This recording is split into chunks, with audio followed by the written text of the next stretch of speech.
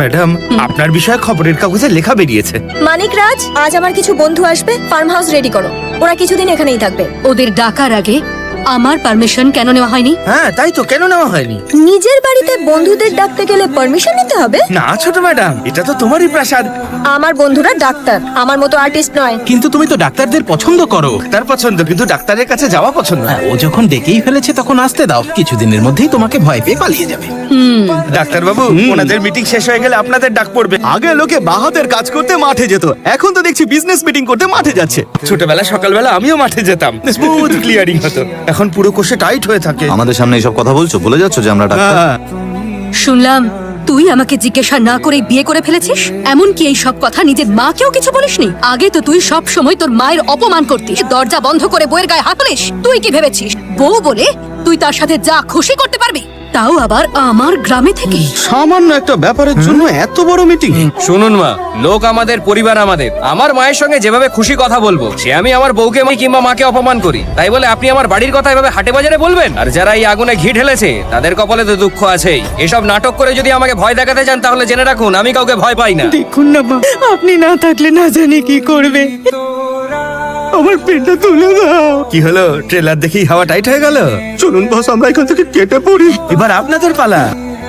বড় ম্যাডাম, এনারা ছোট ম্যাডামের বন্ধু।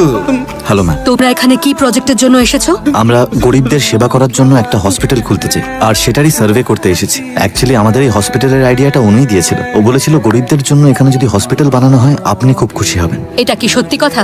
আরে তোমারই তো মেয়ে, হতে পারে তোমার সঙ্গে কথা বলে না, কিন্তু তোমাকে খুব ভালো করে বোঝে। তবে তোমার মতো জেদি আর দাম্ভিক নয়। যারা মানুষের ভালো করে শৈলজা রেড্ডি তাদের সঙ্গে থাকে।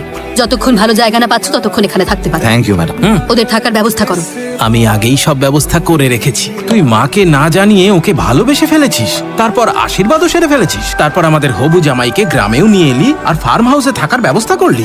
এতে ওর সত্যি কোনো দোষ নেই। নিজের ভুলের জন্য ক্ষমা চাইতে নিজে মাকে রাজি করাতে এসেছিলাম যাতে আমাদের বিয়ে হয়। কিন্তু এখানে আসার পর আমি জানতে পারলাম সেটা খুব জরুরিও নয়। আগে ওদের দুজনের মিল করাতে হবে। তুমি ঠিকই বলেছো জামাই।